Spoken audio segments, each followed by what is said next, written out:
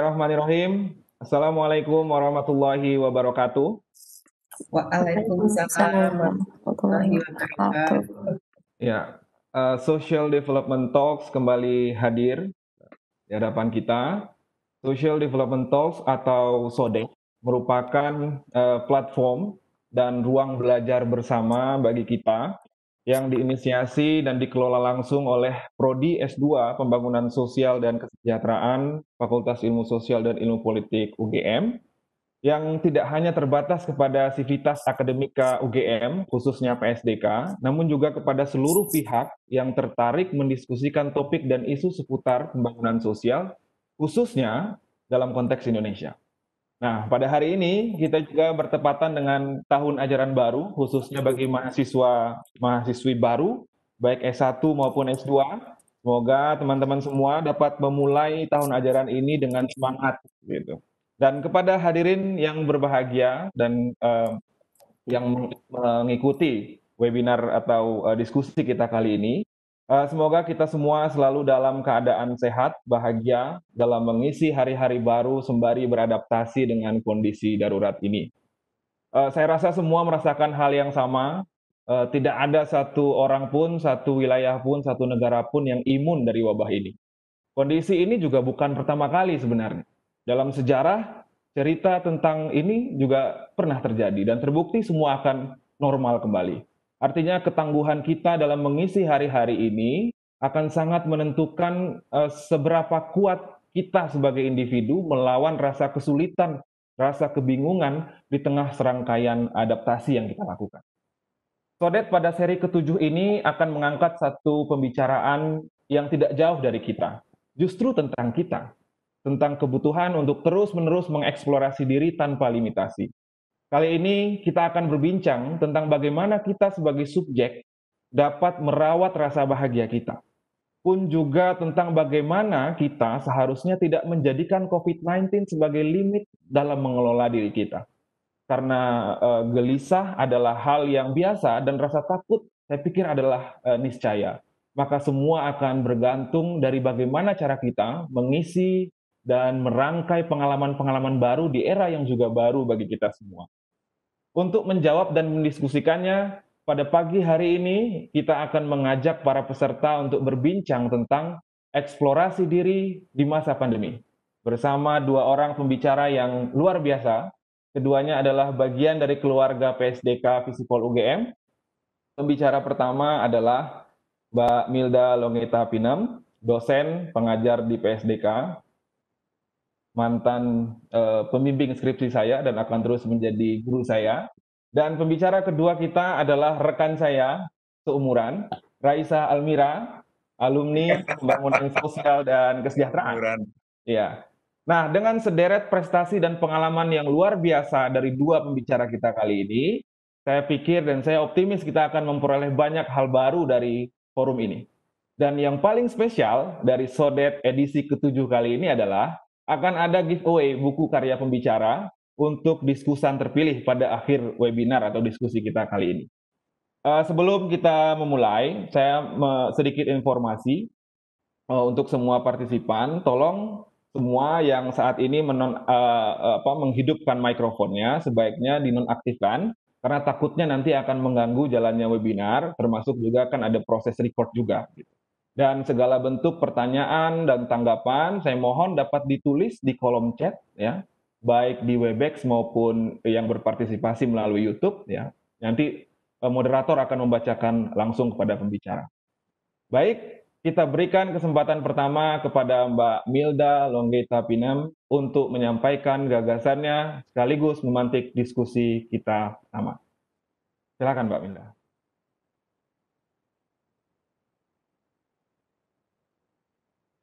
Halo, halo. Terima kasih Mas Fandi.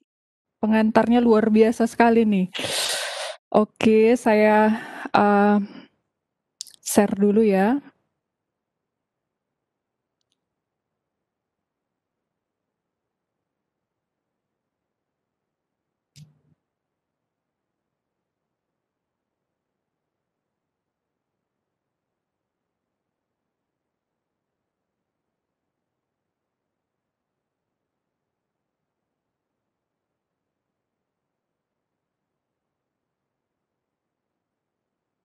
Sorry agak lama.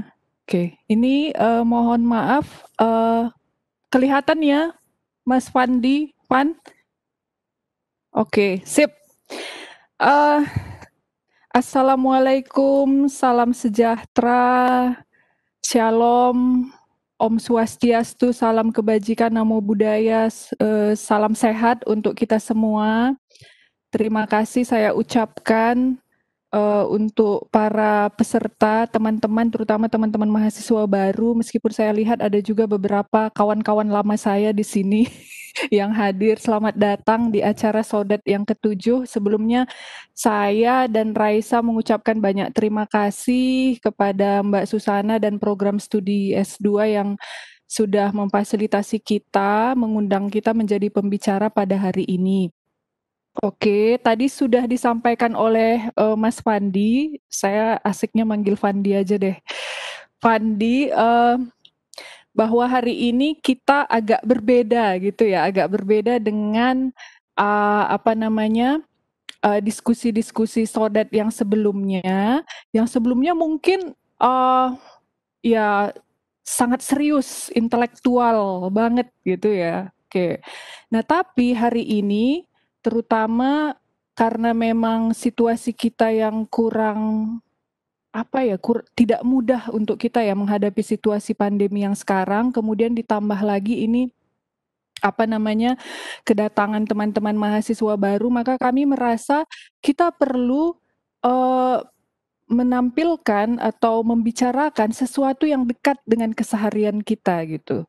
Ya bukan berarti yang intelektual itu nggak dekat dengan keseharian kita, tapi ada baiknya kita juga membahas sesuatu yang lekat dengan keseharian kita supaya kita juga bisa melakukan intellectual exercise ya perkuliahan dengan lebih semangat. Seperti itu kira-kira yang menjadi tujuan Sodet yang ke-7 kali ini. Oke, nah hari ini saya akan coba untuk menyampaikan sebenarnya ini lebih kepada pengalaman ya, pengalaman, pandangan juga yang berasal dari buku sederhana yang saya tulis. Nanti Raisa juga akan share pengalaman dia menulis, tapi mungkin Raisa lebih canggih ya karena ada ilustrasi segala macam di dalam. Ini buku yang saya share ini sebenarnya lebih pada pengalaman untuk bisa tetap semangat menjalani kehidupan gitu. Dan harapan saya juga nanti melalui pengalaman ini bisa menginspirasi teman-teman supaya kita tetap semangat meskipun situasi sekarang tidak menentu ya. Kita tidak tahu sampai kapan, tapi kita tetap punya optimisme di dalam hidup kita. Nah, oke. Tapi sebelum nanti saya membahas tentang sedikit dari buku tersebut, saya merasa bahwa buku itu sebenarnya ada kaitannya dengan kajian kita itu, pembangunan sosial gitu, ya. Memang di dalam buku itu yang hidup yang kontemplatif itu saya tidak membahas tentang tentang pembangunan sosial, tapi setelah semakin ke sini saya refleksi sendiri, oh ini kan ada kaitannya dengan kajian pembangunan sosial gitu. Nah, tapi tentu yang saya sampaikan ini masih perlu kita kita diskusikan lebih dalam ya. Oke. Nah, seperti apa? Ini kan terkait dengan well-being ya. Well-being ini sederhananya seperti ini. Yang saya bahas ini tentang praktek-praktek well-being ya, kesejahteraan gitu, kualitas hidup, terutama nanti terkait dengan silence, itu kalau diterjemahkan secara langsung keheningan gitu, puitis sekali ya. Kemudian ada solitude gitu ya, solitude itu kalau diterjemahkan secara bebas ya mungkin lebih kepada solitary atau kesendirian gitu. Nah saya ingin mengeksplor itu gitu, menunjukkan bahwa ternyata state of being seperti itu bisa membangun, meningkatkan kualitas hidup kita gitu, sehingga kita lebih lebih tangguh, lebih semangat, lebih bahagia, seperti itu. Nah, saya ingin menunjukkan sedikit saja, ini hasil penafsiran saya ya, bahwa isu yang kita angkat ini sebenarnya masih ada kaitannya dengan kajian dari pembangunan sosial. Oke, mungkin saya sederhananya saja ya teman-teman ini, terutama teman-teman mahasiswa baru, nanti di kelasnya Mas Nur, kemudian nanti di semester berikutnya tentu kalian akan mengeksplor dan mengelaborasi lagi terkait dengan isu social development. Nah, kalau kita lihat dari beberapa literatur ya, terutama Midgley, nanti kita juga punya buku itu ya, sudah diterjemahkan, nanti teman-teman bisa cari di departemen, saya pikir itu wajib untuk dibaca ya. Tujuan dari social development itu berbeda dengan diskursus pembangunan yang mainstream gitu. Itu kekasan kita gitu. Pembangunan sosial dan kesejahteraan apa gitu. Improving well-being. Coba deh nanti teman-teman cari literatur social development, itu kata kuncinya selalu mengatakan improving well-being. Gimana aku meningkatkan, bagaimana meningkatkan, memperbaiki kualitas well-being, kesejahteraan. Itu tujuan kita. Nah, kalau nanti teman-teman eksplorasi lebih jauh, mendalami lebih jauh, secara sederhana, ini sederhana ya, apa sih, bagaimana sih cara memproduksi gitu ya, bagaimana sih cara membangun well-being itu, ini perbincangan tentang metodologi tentu ya. Oke, bolehlah saya sederhanakan bahwa cara untuk improving itu secara sederhananya, meskipun tidak sesederhana ini, kompleks sekali ya, bisa dari sisi yang objektif, struktural, bisa dari sisi yang eksistensial, subjektif gitu ya. Nah, seperti apa gitu? Oke, ini struktural, saya maksudkan kaitannya dengan institusi gitu ya. Jadi improving well-being gitu ya, ini nanti banyak sekali kalian temukan ya di berbagai mata kuliah yang kalian ambil gitu. Kita bicara tentang tanggung jawab sosial perusahaan. Oke, perusahaan, tapi tujuannya selalu improving well-being. Kemudian nanti ada isu-isu jaminan sosial kesehatan, kemudian ekonomi, tapi ekonominya itu ekonomi kerakyatan yang khas gitu. Bagaimana keberpihakan kita ya kepada kelompok yang memang kelompok rentan dan marginal. Kemudian melalui pendidikan juga. Nah, itu yang saya katakan sebagai realitas yang objektif gitu ya. Artinya objektif di sini semua orang ya bisa mengakses ini gitu, tidak melihat secara personal gitu. Ya, institusi gitu, institusi yang memfasilitasi. Secara sederhananya seperti itu ya. Nah, kemudian berikutnya saya akan tunjukkan. Nah, ini eksistensial di sini tidak ada kaitannya dengan filsafat eksistensialisme atau Sartre ya. Saya ingin menunjukkan sisi bagaimana sih pengalamanku sebagai manusia yang merasa menghayati dan hidup gitu. Ini sangat unik ya, sangat unik, sangat khas. Jadi subjektif well-being gitu. Ya, subjektif well-being. Aku tuh bisa meningkatkan kualitas hidupku gitu ya, sisi eksistensku gitu, mode of beingku ya, itu dengan wisata. Misal ini Pak Aji nih ahlinya nih. Kemudian aku bisa jalan kaki gitu. Ini kan mungkin bisa juga dikategorikan sebagai praktik kultural ya. Tapi ternyata ya isu-isu seperti ini juga sangat penting gitu di dalam kajian-kajian pembangunan sosial. Apalagi ketika, coba deh nanti teman-teman explore, itu kan banyak ya sekarang komunitas pejalan kaki, komunitas pit-pitan, sepedaan, komunitas membaca, ya. Ya memang pada akhirnya nanti akan beririsan dengan yang institusi atau struktural tadi ya. Nah, saya pikir di situ levelnya pembangunan sosial gitu. Komunitas yang pejalan kaki, membaca, makanan sehat, dan seterusnya. Banyak sekali. Nah, jadi secara sederhana seperti itu. Tadi yang objektif, ya. Tadi yang pengalamanku sebagai manusia, itu penting sekali menurut saya. Dan kami mengatakan bahwa buku yang kami tulis itu ketika kita letakkan di dalam pemetaan yang sederhana ini, meskipun ini masih perlu didiskusikan, dibahas lebih jauh, kita masuk kepada yang eksistensial ini gitu, ya.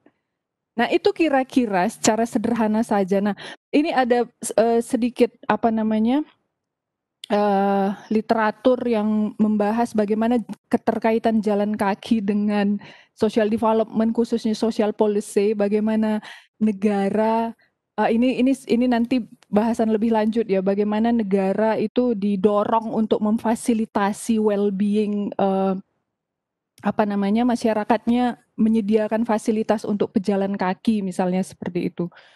Saya pikir ada banyak pengalaman-pengalaman keseharian kita gitu ya, yang ya mungkin luput gitu ya, luput dari perhatian kita ya, karena sehari-hari kita jalani dan kita menganggap itu natural dan bahkan kita tidak menganggap itu hak kita sebagai warga. Itu kira-kira sederhananya. Meskipun akan muncul kritikan juga, lah ini kan untuk middle class gitu, itu nantilah, itu perdebatan lebih jauh lagi, tapi bagi saya melihat bahwa ini memang kekasan seorang manusia gitu. Ya ini kekasan kita gitu, lepas dari status sosial, kelas, ya, latar belakang, ras, agama, semuanya ini memang kekasan kita. Itu kira-kira. Nah, hari ini oke, itu tadi sedikit ya, pertaliannya dengan kajian pembangunan sosial ini masih sangat sederhana sekali, perlu diskusi lebih lanjut. Nah, hari ini saya ingin kita tuh bertanya gitu, reflektif, pertanyaan yang sangat reflektif, terutama teman-teman, eh, kita hidup di era yang sangat tidak mudah seperti ini, terutama teman-teman mahasiswa baru ya. Kalian apa namanya, menjalani perkuliahan pertama kali dalam sejarah loh, ya. Pertama kali dalam sejarah. Teman-teman itu harus berkenalan secara daring, virtual, pasti beda sekali rasanya ketika saya berinteraksi langsung gitu dengan teman-teman, begitu juga teman-teman dengan dosennya, dengan teman-temannya yang lain. Nah, saya pikir,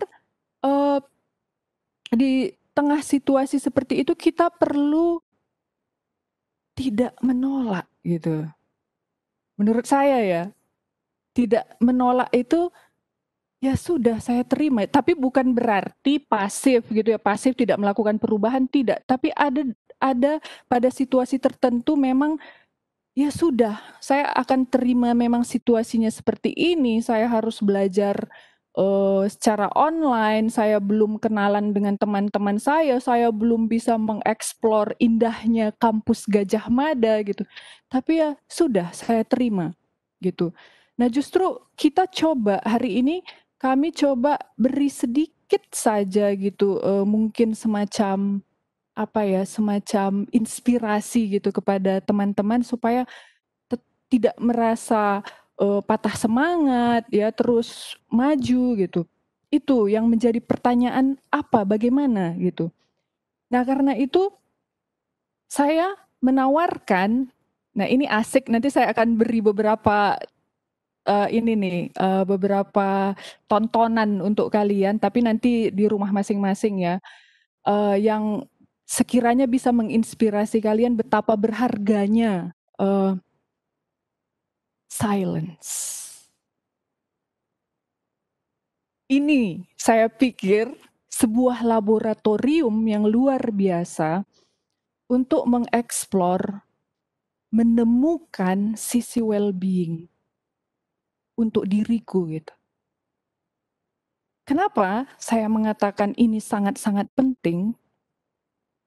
Sekarang ini orang tuh udah merasa asing, alien gitu dengan yang namanya silence. Ya. Tapi momen ini gitu ya, momen di tengah situasi pandemi seperti ini kita belum bisa ketemu kawan-kawan ya, mungkin di rumah ya, kita ketemu keluarga atau di lingkungan RT kita. Tapi ini momen kita untuk berkenalan kembali dengan realitas ini, silence. Oke. Apa itu? Kenapa saya akan katakan seperti ini? Menurut saya ya, kita sehari-hari itu apa ya, sangat jarang bersentuhan dengan yang namanya silence. Nanti saya akan tunjukkan bahwa silence itu sebenarnya bisa membangun kualitas hidup yang baik gitu. Coba deh dari bangun pagi. Ya, saya sendiri juga seperti itu. Apa yang kalian lakukan? Oke, mungkin ada yang sholat, ada yang berdoa. HP, ya kan? Sehari-hari kita itu nggak bisa lepas dari yang namanya bunyi HP, smartphone itu kayak tadi aja itu kalau saya itu di grup WA saya itu udah puluhan loh, nggak tahu mungkin ratusan ya, banyak sekali dan selalu berbunyi pada akhirnya memang sebagian saya matikan notifikasinya.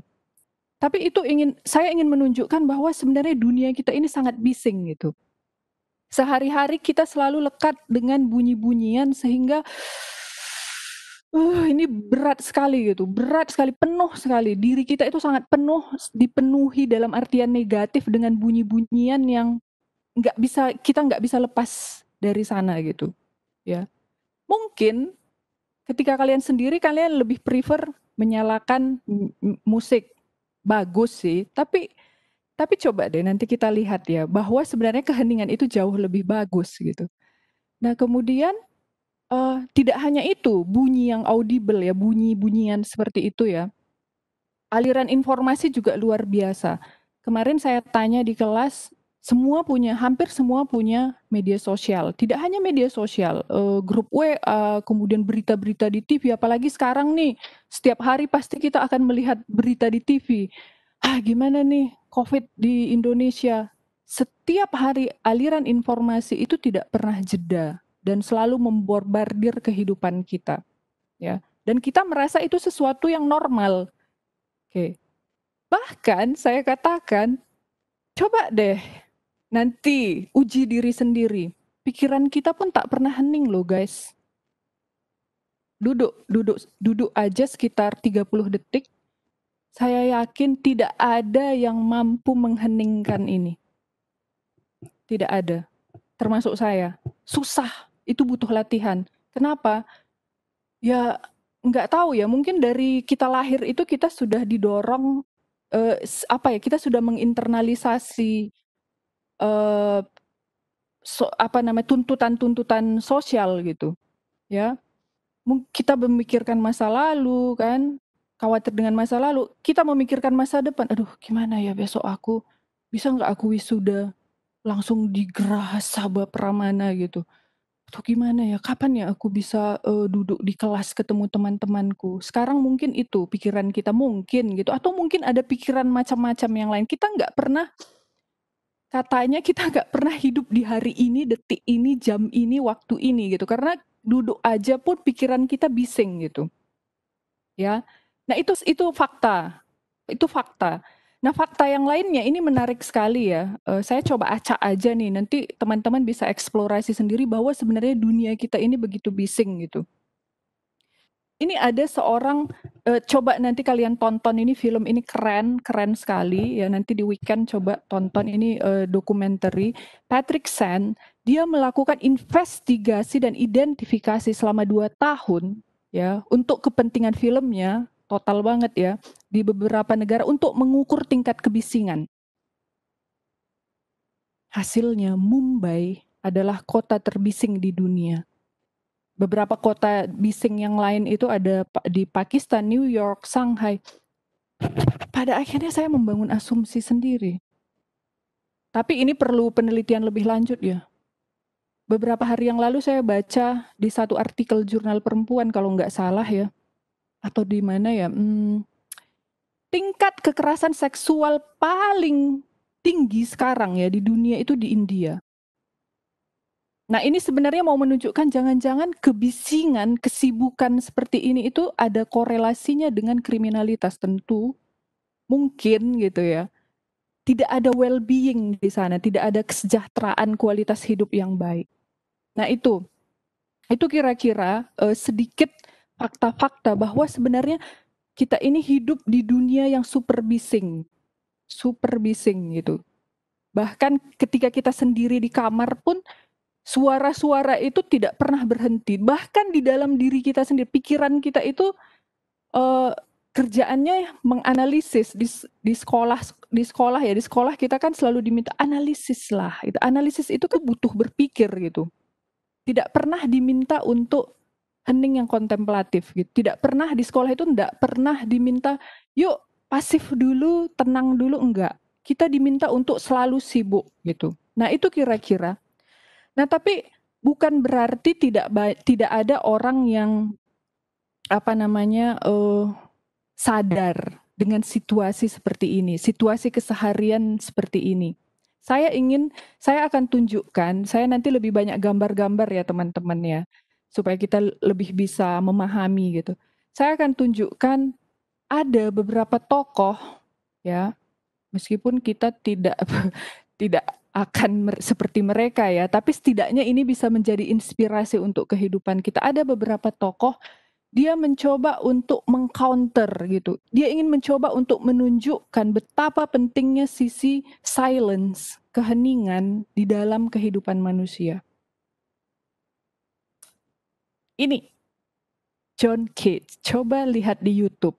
4 minutes 33 seconds. Siapa John Cage? John Cage itu adalah seorang komposer, ahli musik dari Amerika Serikat. Sekitar tahun 50-an, dia menciptakan sebuah musik ya, komposisi musik berjudul 4 minutes 33 seconds. Coba kalian lihat di YouTube. Saya coba kemarin itu searching di YouTube. Apa yang terjadi? Selama 4 menit 33 detik, ini kan udah banyak nih yang megang piano, megang biola. Kemudian ketika konduktor memberikan aba-aba, tak ada bunyi musik. Selama 4 menit 33 detik, tidak ada suara apapun. Ini orang gila apa ya? Mungkin ini orang gila apa ya? Kok tidak ada suara musik, suara apapun kok tidak ada ya? Jangan salah loh. Ini karya ini masterpiece. Ini sudah dibahas di berbagai departemen musik di berbagai universitas besar dunia. Lah kok bisa kayak gini? Kok bisa gitu? Apa sebenarnya yang menjadi tujuan dari John Cage? Dia memang seorang filsuf juga ya, filsuf yang sangat kontemplatif juga ya. Dia ingin menunjukkan bahwa musik itu bukan hanya perkara bunyi-bunyian. Musik itu ketika aku masuk ke dalam diriku, hening, dengar, aware. Pada hari itu juga ketika aku memainkan 4 minutes 33 seconds, apa yang kalian rasakan? Mungkin kalian mendengar suara orang menggerutu, musik apa ini gila? Atau mendengar suara orang menggeser kursi di antara keheningan. Nah itu cara dia ya, ini coba deh nanti kalian lihat 4 minutes 33 seconds, dia ingin menunjukkan secara radikal bahwa bahkan musik yang selalu bergantung kepada suara, itu pun butuh keheningan gitu loh. Itu tokoh yang pertama, nanti kita akan simpulkan. Kemudian berikutnya, tadi sudah saya singgung ya, Saint, sutradaranya In Pursuit of Silence, ini juga film yang proyeknya cukup lama, ya. Dia melakukan identifikasi impact dari kebisingan, kemudian manfaat dari keheningan untuk well-being. Coba nanti kalian cari film ini, ya. Ini para ahli banyak yang menyampaikan pandangan betapa pentingnya untuk menjadi hening. Ini. Kemudian yang lain, nah ini secara acak aja ya saya cari ya. Wah ini favorit saya banget nih. Suka sekali, kayak apa ya, Japanese tea ceremony itu, Ritual of Silence. Coba deh cari di YouTube. Terima kasih kepada YouTube, kita bisa berkeliling dunia ya. Atau mungkin cari coba nanti di web Ajumi ini ya. Bagaimana di dalam ritual ini sebenarnya eee, apa ya, kita diajak untuk aware gitu loh, pada hari itu bagaimana, apa namanya, mengolah teh gitu ya, sadar pada hari itu bahwa aku sedang mengolah teh, aku nggak kemana, ini bukan mengolah teh bukan kayak gini gitu, terus diminum kayak gini, enggak gitu. Jadi ada filosofi yang luar biasa menurut saya di tengah keheningan gitu. Jadi kita sungguh-sungguh merasakan, aku tuh hari ini sedang melakukan ini gitu, jadi nggak kemana-mana gitu. Ini kira-kira bentuk praktek-praktek yang menurut saya mencoba untuk, menginspirasi dunia ya, menginspirasi manusia bahwa keheningan itu begitu luar biasa gitu, begitu perlu, penting untuk dieksplorasi. Oke, tapi seperti yang saya katakan tentu kita tidak akan seperti John Cage, ya. Ya tidak setiap hari juga setiap minum teh kita melakukan ritual of silence, ya enggak lah ya.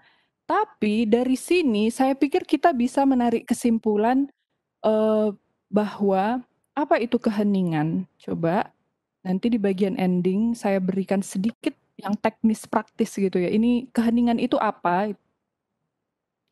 Dari fakta-fakta tadi, itu bukan sekedar tanpa bunyi atau suara, ya. Saya pikir John Cage sudah secara luar biasa mengatakan itu. Bahkan di tengah keramaian dan kebisingan pun kita bisa merasakan keheningan, itu, ya.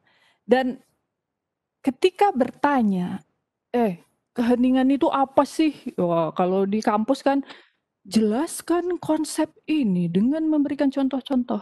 Kalau saya tanya ke kalian, keheningan itu apa ya, Thorif? Ah, ini ada Thorif nih, apa ya gitu. Bingung kan? Bingung. Karena keheningan itu memang dia silence itu melampaui konsep, melampaui kata-kata, bahkan melampaui pikiran kita. Secara sederhana seperti ini kalau pengalaman saya ya, atau, seperti pengalaman kalian, misal ditanya, "Wanginya bunga mawar itu kayak apa sih?" Gitu. Itu sama seperti bertanya tentang keheningan, satu-satunya cara adalah kita hanya bisa mengalaminya. Itu kebijaksanaan timur sekali loh, kalau kita lihat pendidikan kita itu kan sangat western, sangat barat sekali gitu. Itu sangat timur, mengalami gitu loh. Jadi tidak hanya membangun konsep-konsep abstrak yang jauh dari kehidupan, tapi mengalami. Pengalaman saya kayak gini mungkin bisa ya, salah satu bagi saya ini penjelasan yang sangat sempurna sekali untuk menjelaskan keheningan atau silence. Pernah enggak kalian misalnya melihat gunung atau pemandangan indah sekali. Pada saat kalian mengalami itu, melihat itu, merasakan itu, ya, tiba-tiba muncul takjub, in awe, takjub gitu. Sehingga kita tidak lagi merasakan memikirkan yang lain. Saya kira itulah keheningan. Pernahkah coba teman-teman coba pikir, pernahkah kapan terakhir kali kalian merasakan rasa in awe, keheningan seperti itu? Saya pikir enggak loh, kita setiap hari kan lebih in awe dengan makanan yang di-share di Instagram kan? Mungkin ya, nggak tahu. Nah, sekali lagi keheningan itu juga sudah saya singgung tadi bahwa dia mengajari kita untuk sadar, apa namanya, mmm, hari ini, detik ini, menit ini gitu. Jadi tidak ngelantur kemana-mana pikirannya. Bahkan kata banyak tokoh filsuf, keheningan itu sangat humanis, kemerdekaan terbesar, sebab hanya dalam keheningan aku tidak berpura-pura. Kata-kata itu banyak pura-puranya. Dalam keheningan, aku tuh bisa menjadi diriku yang orisinil. Ya, dan tentunya juga ini ada kaitannya dengan solitude.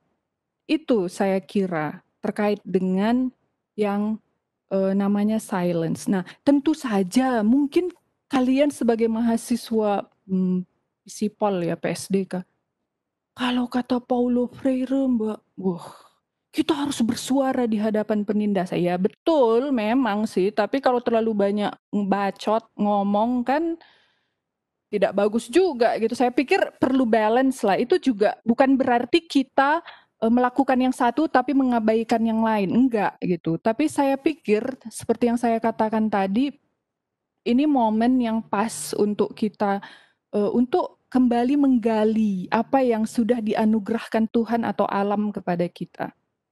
Silence.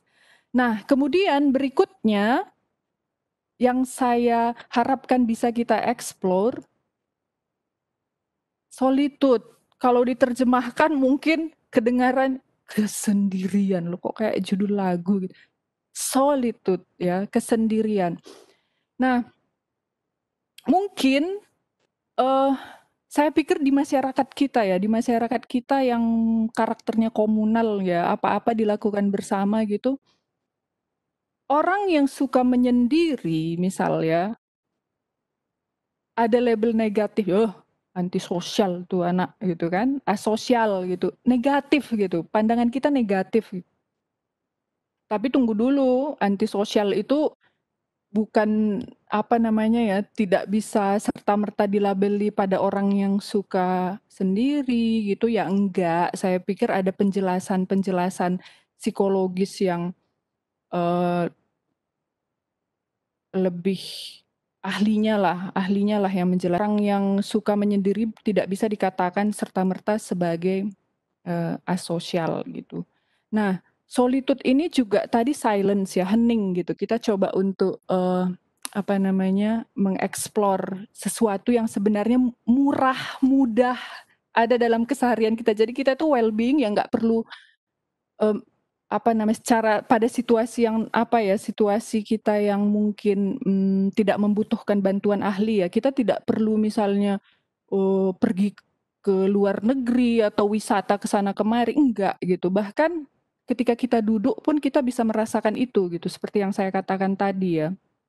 Bahkan di tengah keramaian pun kita bisa merasakan silence, keheningan itu. Nah, kemudian yang berikutnya ini solitude, saya akan berikan juga nih beberapa tokoh ya. Ya meskipun sekali lagi kita tidak akan menjadi seperti mereka. Mungkin pernah dengar nih. Henry David Thoreau ya, dia ini seorang filsuf dari Amerika Serikat ya. Dia sangat terkenal dengan bukunya Walden Life in the Woods. Ini menarik sekali loh. Dia juga sebenarnya mencoba untuk mengcounter gitu masyarakat modern ya. Saya akan coba berikan sebuah ide gagasan betapa pentingnya solitude bagi well-being ya, bagi kualitas hidup orang gitu. Di awalnya dia mencoba untuk praktek sebentar gitu ya, mengeksplor eksplorasi tentang kesendirian. Dia pergi ke sebuah hutan, nama hutan itu Walden ya, itu nanti menjadi judul bukunya Walden Life in the Woods. Itu tidak jauh dari kota Massachusetts di US. Dia meminjam cabin dari pondokan dari temannya yang seorang filsuf juga, filsuf semua, yang memang rada-rada begitu deh. Jadi luar biasa memang ya. Dia tinggal di sana selama 2 tahun, 2 bulan, 2 hari. Ngapain sih ini orang gila gitu kan? Ya enggak. Dia berani gitu, dia berani untuk menunjukkan pada dunia ini, sisi solitude itu ternyata punya benefit untuk dirimu gitu. Nah, selama 2 tahun, 2 bulan, dan 2 hari, Thoreau, dia berhasil mengidentifikasi secara saintifik dan metaforik nama-nama tumbuhan, hewan-hewan ya. Bahkan dari suara burung pun dia tahu itu jenis burung apa. Sangat-sangat konsentrasi, sangat-sangat fokus. Apalagi pada tahun 50-an itu kan nggak ada HP, handphone gitu ya, smartphone gitu, media sosial nggak ada. Nah, berikutnya Virginia Woolf. Ini adalah seorang feminis atau penulis perempuan dari Inggris. Ini menarik sekali. Virginia Woolf di dalam bukunya A Room of One's Own, dia mengatakan bahwa seorang penulis penulis terutama perempuan untuk menjadi penulis yang kreatif, dia butuh ruang kesendirian. Tapi kita bisa pahami karena pada abad ke-19, 18 Inggris itu sangat-sangat misoginis dan patriarkis. Konon katanya di Inggris itu ya, literatur yang dihasilkan di abad ke-18-19 itu lebih banyak ditulis oleh perempuan. Tetapi di dalam dokumentasi itu kok nama-nama laki-laki yang muncul. Karena pada masa itu perempuan dia menggunakan anonim nama laki-laki atau menggunakan nama suaminya atau nama bapaknya. Ya. Nah, Virginia Woolf dia mencoba untuk menunjukkan bahwa sisi kesendirian itu punya benefit untuk meningkatkan well-being. Jadi kita nggak harus selalu nongkrong-nongkrong misalnya sama teman-teman yang enggak gitu. Harus selalu ada ruang untuk diriku sendiri, kata si Virginia Woolf. Ya. Nah itu kemudian yang lain, nah ini Sarah Maitland, wah kalau ini saya ngefans banget. Sarah Maitland ini juga seorang penulis British yang sangat-sangat terkenal di sana. Buku-bukunya itu bestseller. Salah satunya adalah Book of Silence sama How to Be Alone. How to Be Alone. Ya, itu buku yang sangat luar biasa. Bukan menulis gimmick seperti itu ya, tapi dia coba eksplorasi dari sisi sosiologis, antropologis, well-being gitu. Bagaimana kualitas ketika saya punya ruang untuk diri saya sendiri gitu. Dan ini pada saat sekarang ya, COVID-19, teman-teman itu kan belajar sendiri, kemudian beraktivitas sendiri, meskipun mungkin ya kita di tengah keluarga ya, tapi ini bisa menjadi momen kalian ya untuk merenungkan kembali gitu, merefleksikan kembali sesuatu yang sebenarnya natural dimiliki oleh seorang manusia. Nah, Sarah Maitland ini memang cukup eksentrik di luar yang center. Dia setelah dia ini juga seorang dosen di UK, di Inggris.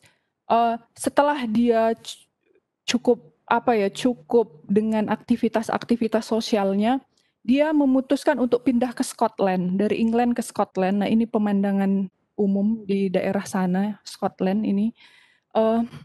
Dia membeli pondokan di sana dan memang dia sangat-sangat produktif ya dalam menulis. Pada akhirnya memang banyak yang ketika dia memilih sendiri dia akan sangat produktif di dalam menulis.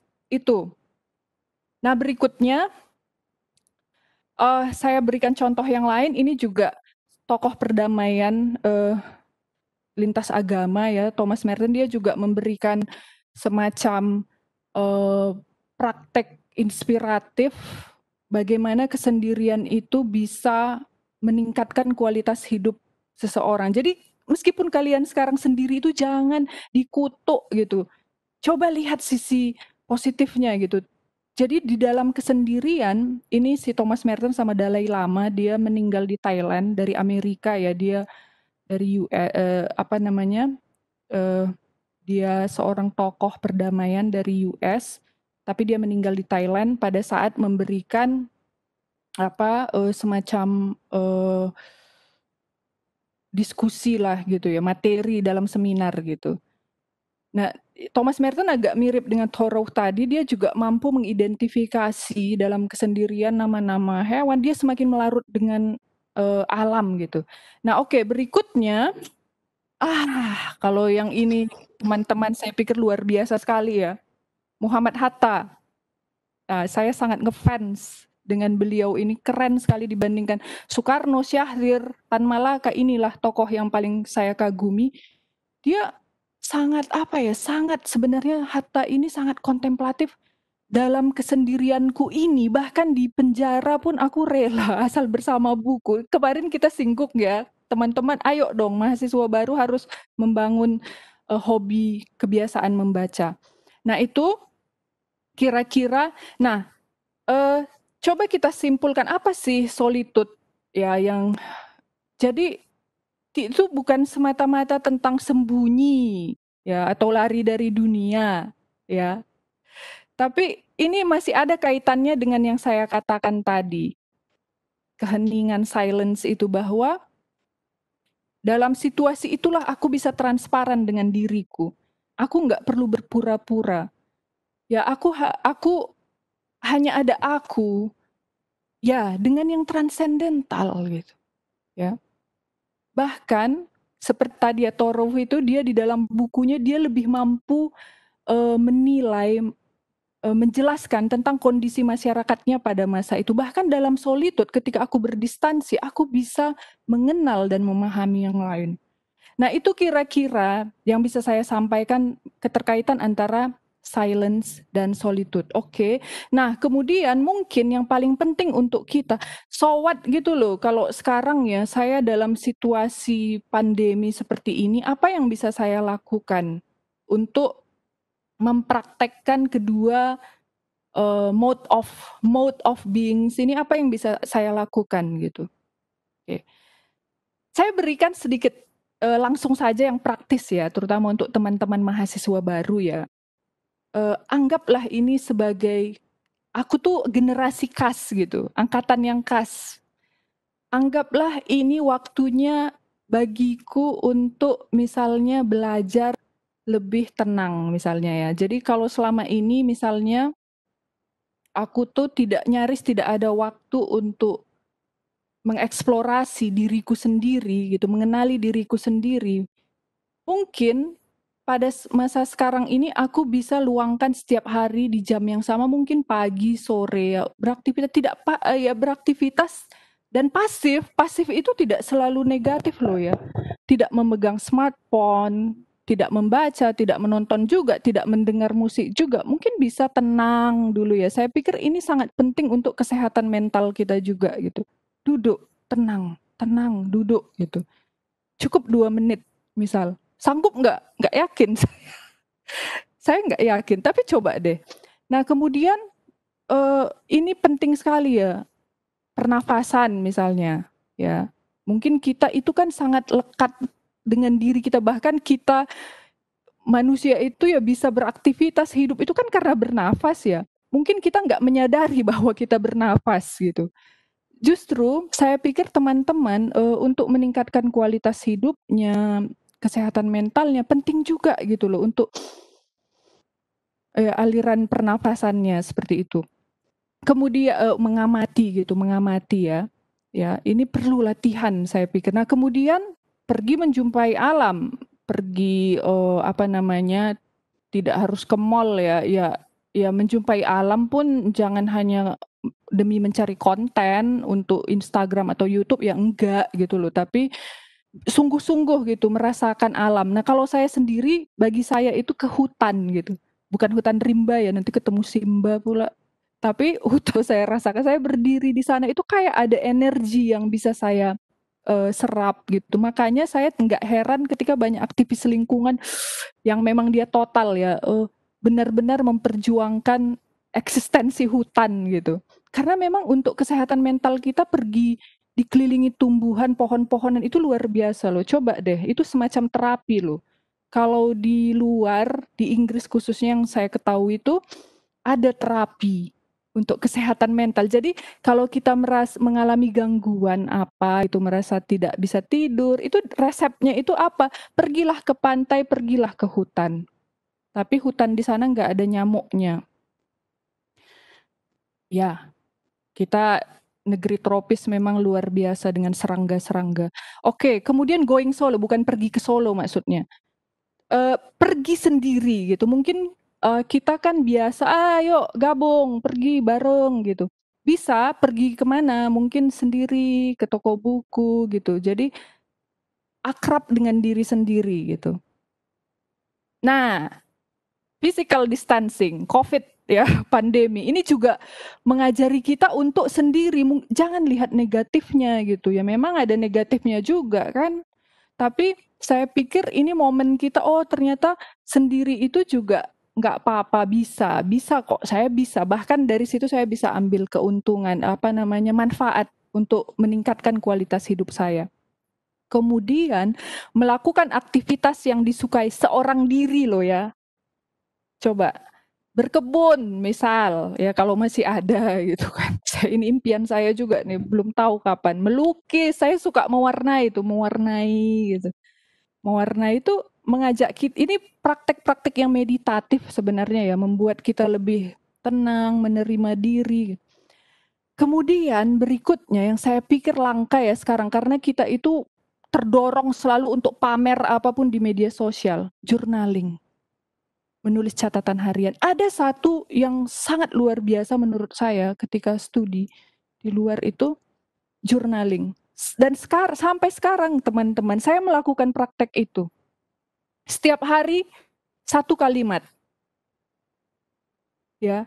Setiap hari satu kalimat itu juga tidak harus di-share di media sosial untuk diri saya gitu. Terus jadi kita berkawan intim dengan diri kita gitu. Jangan apapun di-share di media sosial. Ya, media sosial penting, tapi ada masanya kita coba menarik diri dari sana. Saya bacakan sebagai penutup ya. Ada satu ada satu sekitar tahun 2017 yang saya tulis. Saya sebenarnya menulisnya ini spontan gitu. Mungkin ini sebagai penutup saya untuk materi saya akan bacakan. Ini 8 Januari 2017. Kingston upon Hull, England. Sungguh menakjubkan bahwa banyak di antara kita yang bekerja keras dan sibuk mengubah dunia. Tetapi berapa orangkah di antara kita yang sibuk mengubah dirinya sendiri? Jika kita tak mengubah diri sendiri, bagaimana kita mampu menolong yang lain? Itu yang bisa saya sampaikan, nanti kita bisa diskusikan lebih lanjut. Terima kasih Mas Fandi, saya kembalikan ke Mas Fandi. Ya, makasih Mbak Milda atas penjelasannya, motivasinya luar biasa. Ada banyak sekali hal yang penting yang perlu dicatat dan diingat oleh kita semua, terutama tadi di awal bahwa Mbak juga teringat tadi cukup puitis penyampaian Mbak Milda. Saya juga teringat juga apa yang penyair lawas itu Khalil Gibran bilang, bagaimana hati akan terbuka jika ia tak patah.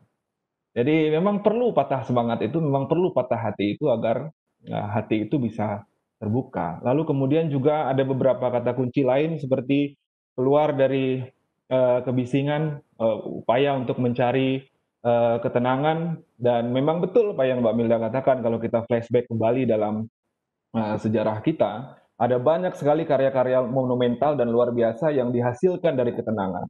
Misalnya Haji Abdul Malik bin Abdul Karim Amrullah atau Hamka, itu ada 4 jilid tafsir Azhar yang diciptakan dari balik jeruji besi. Di luar Madilog, Gerpoleknya Tan Malaka ada perjalanan panjang soal dari penjara ke penjara, itu juga merupakan buah dari ketenangan yang dihasilkan oleh dia. Termasuk juga Rohana Kudus dan lain sebagainya. Saya pikir ini hal yang cukup penting bagi kita untuk sama-sama kita pahami dan kita hayati dalam kehidupan keseharian kita. Baik, kita lanjutkan ke pembicara kedua, Mbak Raisa, dipersilakan. Terima kasih sebelumnya, ya ampun Mbak Milda, keren banget. Aku juga termotivasi nih dengar banyak banget quote dari Mbak Milda, seperti mencari ketenangan di ketika kebisingan, dan juga tadi satu journal entry di akhir tuh sangat wow. Aku juga jadi mikir lagi nih Mbak Milda, terima kasih udah sharing, jadi terbuka banget pikiranku gara-gara presentasi Mbak Milda sebelumnya. Oke, untuk sekarang aku mau sharing my point of view mengenai self-love yang bisa dikaitin dengan eksplorasi diri untuk siap menjalani kehidupan di masa pandemi.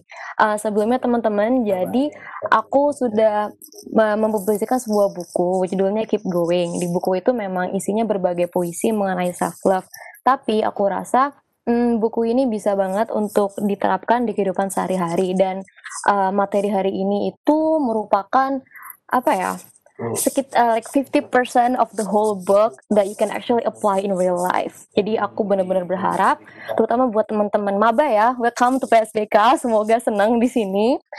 Semoga materi ini bisa membantu teman-teman ke depannya, dan juga tentunya membantu perkuliahan teman-teman semua. Karena aku rasa semuanya itu memang berawal dari diri sendiri, teman-teman. Jadi kalau teman-teman mau memulai kesuksesan ataupun mau create great things itu semuanya dari diri sendiri. Benar kata Mbak Milda tadi, bagaimana kita bisa merubah dunia jika kita tidak bisa merubah diri sendiri. So everything comes from within yourself, begitu. Oh ya, dan sebelumnya juga halo Bapak Ibu dosen, apa kabar? Terima kasih sebelumnya sudah mengundang saya di sini. Semoga Bapak Ibu dosen baik-baik saja ya di rumah masing-masing. Oke, next. Bisa di next PPT-nya. Oke, halo semuanya. Sebelum aku mulai lagi, mungkin teman-teman belum tahu, nama aku Raisa. Aku PSDK Angkatan 2016 yang baru lulus kemarin bulan Mei. Ya, kalau teman-teman mau kontak aku mengenai apapun itu, bisa banget ke Instagram aku di raisa2606 ataupun email aku di raisa.almira2606@gmail.com. Oke, next. Okay, so the first thing that I would like to talk about is how to face failures, uncertainty, dan insecurity.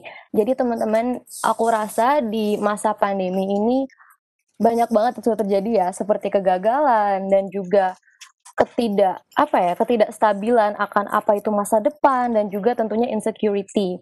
Banyak sekali hal yang kita harus tunda ataupun stop dikarenakan keadaan sekarang. Jadi untuk materi pertama aku ingin sharing nih mengenai bagaimana sih cara menghadapi hal-hal yang bisa dibilang buruk ini. Ini semuanya berdasarkan pengalaman aku sendiri ya. Jadi bukan berdasarkan apa yang aku pernah pelajari di buku ataupun video. So everything that I would like to talk about today itu memang based on my real life experience. Oke, next. Nah, jadi seperti tadi aku bilang, semuanya itu teman-teman berasal dari self-love.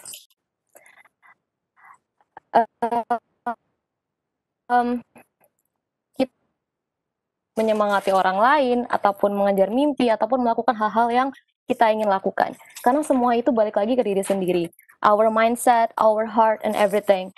Jadi untuk sekarang, aku ingin sharing gimana sih cara menerapkan self-love. Tapi disclaimer, self-love itu adalah sebuah proses teman-teman. Itu bukanlah sebuah proses yang instan that you will get it at one time. No, it's a process, it's a long life process. Jadian itu, dan aku rasa prosesnya sendiri itu merupakan hal yang terpenting karena di proses itu kita akan belajar banyak hal. Jadi jangan sampai teman-teman menerapkan mindset bahwa oh aku harus banget nih bisa menguasai self-love sekarang, cause it's impossible. Bahkan aku pun sekarang masih dalam proses itu, dan aku rasa semua orang pasti dalam proses itu. Tidak bisa instan, cause like it's a process, a long life process. Jadi untuk pertama, hal pertama yang bisa kita lakukan untuk mendapatkan self-love, biar kita semangat, biar kita bisa mencapai mimpi kita, itu adalah percaya. We have to believe that if we commit to it, kalau kita komitmen, kita tuh bisa banget dapetin apapun itu. Tapi we have to believe in it. Dan kita juga harus percaya bahwa there's a bigger force than us. Ada Tuhan, ada something bigger than us, dan yang willing to help us jika kita memang percaya bahwa kita bisa mendapatkan itu. Tapi mungkin sometimes ada beberapa saat di mana kita itu mungkin berharap A tapi dapatnya B, and it's okay. Berarti itu yang terbaik adalah B bukan A. But the basic thing is you have to believe. Kita harus percaya bahwa there's a greater thing above us. Kita harus percayakan itu, dan that we are not alone gitu ya. Kita tuh nggak sendiri, we're not alone. So we have to know that there's something bigger than us. Dan kita juga have to believe in ourselves. Kita harus percaya bahwa kita itu memang capable atau bisa untuk mendapatkan apapun itu. So that's the first thing. Yang kedua tuh don't compare. Jadi jangan pernah teman-teman itu membandingkan diri sendiri sama orang lain. Karena kita itu tidak akan pernah tahu apa sih yang terjadi di kehidupan orang lain. Mungkin di dunia sekarang, if you look at social media, Instagram, YouTube, and everything else, we can see the good parts only. Yang yang spotlight, the good things, tapi kita nggak tahu tuh di balik itu ada apa. What happened to them? Apa sih the struggles atau proses yang memang mereka pilih untuk tidak tunjukkan. Jadi jangan pernah compare teman-teman, kita nggak tahu mereka tuh udah pernah melalui apa. Dan selain itu pun, kita juga harus tahu bahwa kita tuh memang jalannya udah berbeda sama orang lain. Jadi kita nggak bisa banget nih apple to apple compare our pet to other pets, kan kita nggak bisa melakukan itu karena beda banget ya apa yang kita udah lalui dan orang lain. Jadi jangan pernah kita compare, apalagi based on social media post, karena aku rasa kehidupan yang nyata itu ya bukanlah yang teman-teman lihat di social media, tapi apa yang benar terjadi di outside of social media. That's the real life that kita akan tidak pernah tahu kecuali kita emang kenal sama orangnya langsung. Begitu. So never compare. Yang ketiga, ini penting banget. To appreciate proses. Jadi teman-teman tuh harus mengapresiasi proses-proses yang teman-teman lalui untuk mencapai self love ini. Jangan terlalu apa ya? Hanya menunggu for the great things to happen, jadinya kita tuh tidak hidup di sekarang, seperti tadi kata Mbak Milda ya. Banyak banget waktu dimana kita itu kalau diem malah mikirnya masa depan. Aduh, abis ini ngapain ya? Aduh, apakah aku bisa lulus cepet? Apakah aku bisa bla bla bla bla? No, you have to train yourself to live in the now. Untuk hidup sekarang, untuk berpikir tentang apa yang kamu jalani sekarang. Jadi apresiasilah semua proses yang teman-teman tuh lalui. Karena kalau kalian mau sukses ataupun mencapai sesuatu itu harus dilalui dari small steps untuk menuju ke situ. Jadi teman-teman, kalau bisa, you have to appreciate the process. Dan aku rasa di proses itu yang kadang kita mengalami kegagalan atau kesendirian, termasuk ya di pandemi ini ya, pasti banyak banget kegagalan atau like postpone plans dan lain-lain, itu adalah sebuah wadah bagi teman-teman semua untuk berkembang atau bertumbuh. Jadi, you have to appreciate that process as well. Yang keempat itu adalah growth mindset. Jadi banyak banget asumsi atau definisi di luar sana yang mengatakan bahwa self love itu adalah keadaan dimana kita itu merasa kita cukup to the level that kita nggak mau improve lagi. Kita udah merasa kita paling perfect, kita udah bisa semua. No. Jadi untuk aku self love itu adalah keadaan dimana kamu itu cinta diri sendiri, dalam artian kamu masih mau berkembang, kamu mempunyai mindset yang dimana kamu tuh masih mau belajar dari orang lain, masih mau berkembang, masih mau mengalami hal-hal yang belum kamu lalui. So never think that you are perfect, karena itu bukanlah definisi dari self love. Malah self love itu adalah salah satu cara, salah satu motivasi di mana yang bisa mendorong kamu untuk belajar lagi, untuk bertumbuh lagi, begitu, growth mindset. Dan yang kelima itu adalah be grateful. Dalam proses self love itu tentunya banyak sekali hal-hal yang mengingatkan kita akan kekurangan kita atau hal-hal yang mungkin kita belum punya. Tapi jangan lupa bahwa Tuhan atau apapun itu that you believe in sudah memberikan banyak sekali hal untuk kita. So be grateful, ingat orang tua kita, teman-teman kita, the fact that we can still eat, masih bisa makan, masih bisa tidur. Jadi appreciate the small things gitu ya. Jadi kita tuh harus tetap bersyukur dengan apapun yang telah diberi oleh yang di atas. Okay, so never forget that. Ini juga nyambung ke yang don't compare, because never compare, kita nggak akan tahu situasi orang lain itu gimana.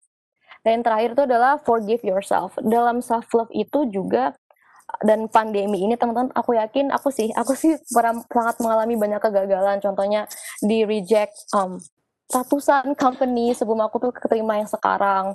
Juga banyak banget hal kegagalan yang aku alami selama pandemi ini dan juga sebelum-sebelumnya. Nah, tapi aku nggak bisa nih tetap menyalahkan diri aku sendiri. Raisa kenapa sih, kurang apa? No, yang aku bisa lakukan adalah memaafkan diri aku sendiri dan juga evaluasi nih, kira-kira aku tuh kurangnya apa sih yang bisa aku improve, bisa aku mentoring ke orang lain dan sebagainya. Dan ini juga applies to you guys. Teman-teman juga kalau setelah membuat kesalahan, janganlah menyalahkan diri sendiri terlalu lama. Karena itu nggak akan membawa teman-teman kemana-mana kan. It's gonna like halt your whole process. Jadinya malah teman-teman nggak bisa maju-maju, malah stuck di situ. Jadi aku rasa di setiap kesalahan yang kita lakukan, wajib banget memaafkan diri sendiri. Dan setelah itu evaluasi, begitu. Oke, next.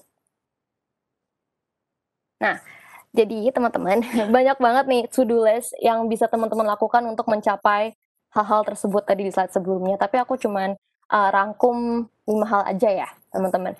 Yang pertama itu, think about the times you've overcome the challenges that you face. Teman-teman kalau lagi down nih, coba deh teman-teman mikir atau ingat-ingat lagi waktu-waktu di mana teman-teman itu berhasil untuk tackle atau overcome problems yang teman-teman hadapi. You did it, dan kamu harus apresiasi yourself for being able to overcome the challenges that you face. Jadi teman-teman tuh harus banget ingat-ingat pas dulu tuh, oh aku berhasil nih menghadapi masalah A, masalah B. You have to appreciate that. Kamu harus ingat bahwa kamu dulu pernah melalui itu, berarti kamu juga bisa melalui hal-hal lain ke depannya. Dan aku rasa kalau masalah tuh naik level ya. Kalau kamu udah bisa overcome level A, kamu harus bisa prepare yourself to overcome level B. Jadi emang harus naik atau level Z, I don't know, pokoknya naik level. So kamu harus ingat-ingat waktu di mana kamu tuh berhasil untuk memecahkan masalah gitu. Yang kedua itu think about how many times lessons learned from hard times. Ini kayak grammarnya salah deh. Pokoknya basically kamu tuh harus ingat-ingat life lessons apa sih yang kamu telah pelajari saat kamu itu menghadapi berbagai masalah atau berbagai kegagalan. Dan aku rasa kegagalan ataupun permasalahan atau like this pandemic, anything itu bisa menjadi wadah di mana teman-teman bisa bertumbuh. Ada lessons apa sih yang bisa teman-teman overcome? Lessons apa yang teman-teman bisa pelajari selama hard times ini gitu. Yang ketiga itu adalah think about the people who support you. Dan aku nggak tahu teman-teman gimana ya. Kalau aku sedih itu, I feel like aku kadang lupa tuh siapa aja yang pernah support aku, karena aku saking sedihnya. Lupa kalau aku tuh punya orang tua, punya teman-teman yang selalu akan mendukung aku. Nah, kalau lagi sedih, teman-teman harus inget tuh siapa aja sih orang-orang yang selama ini selalu ada. Karena kalau teman-teman ingat-ingat lagi, I think it's gonna make you feel better, ya. Jadi jangan pernah lupakan orang-orang tersebut, gitu. Cause I have the tendency to do that whenever I'm sad. Oke, yang keempat itu adalah think about the great things that you can achieve. Coba teman-teman bisa bayangin nih, apa aja sih yang bisa aku raih jika aku tuh emang semangat terus, walaupun aku bisa menghadapi masalah. Banyak banget teman-teman, banyak banget yang teman-teman bisa raih. Dan kalau teman-teman baca buku banyak tentang self improvement ataupun biografi orang-orang hebat, itu pasti mereka tuh dari kegagalan dulu, dan mereka tuh mampu overcome those challenges and become successful. Jadi teman-teman tuh harus yakin, walaupun lagi menghadapi dark times, kalau teman-teman memilih ya, karena semua tuh pilihan, memilih untuk lanjut, memilih untuk bangkit lagi, insya Allah bisa kok mendapatkan apapun itu yang teman-teman inginkan, as long as you work hard for it and pray for it gitu. Dan yang terakhir, ini juga sama aja sih kayak lain, intinya tuh you have to think about the things that you're blessed with. Teman-teman harus ingat tuh akan hal-hal yang teman-teman yang telah diberkahi atau teman-teman telah diberikan oleh Tuhan. You have to think about that. Nyambung ke slide sebelumnya seperti tempat tidur, makan, orang-orang spesial. Teman-teman harus ingat mereka. Mereka tuh sometimes blessings itu bukanlah berbentuk materi saja, tapi juga bisa berbentuk orang sebagai moral support. So you have to think about that as well. Okay? Ini adalah beberapa dari banyak hal yang teman-teman bisa ingat-ingat nih kalau teman-teman lagi down ataupun saat teman-teman ingin meraih self love itu. Ini versi aku, dan aku rasa banyak banget other things that you can think about kalau kamu mau meraih self love ini. Begitu. Oke, next. Oke, yang kedua tuh adalah self improvement. Oke, next. Nah, ini kira-kira ada 3 dari banyak hal yang teman-teman bisa lakukan selama pandemi ini ya. Ini yang aku lakukan sih, sebetulnya banyak banget hal lain seperti like cooking, terus juga gardening dan lain-lain. Tapi ini adalah hal-hal yang aku lakukan selama 6 bulan ini. Oke, yang pertama itu adalah healthy body at home exercise. Jadi teman-teman, selain mindset, kesehatan atau well-being itu juga bisa dimuncul ke mulut teman-teman. Any food atau exercise itu bisa banget mempengaruhi mindset teman-teman dan juga output yang bisa teman-teman dapatkan saat melakukan aktivitas. Jadi you have to make sure that you're healthy. Dan banyak banget video di YouTube ataupun dimanapun itu seperti yoga exercise atau zumba at home that you can do at home. Dan aku rasa penting banget teman-teman. Jadi bukanlah mungkin ada alasan, wah aku nggak mau olahraga di luar nih, takutnya ada virus dan lain-lain. No, you can do it at home di kamar teman-teman sendiri pakai YouTube dan lain-lain. Jadi penting banget healthy body dan juga healthy food karena ini mempengaruhi mood. Dan aku pernah baca penelitian teman-teman ada beberapa tipe makanan yang emang bisa banget mempengaruhi mood. Kalau lagi down makan apa, lagi apa-apa. So like you have to think about that as well karena makanan tuh juga mempengaruhi well-being begitu.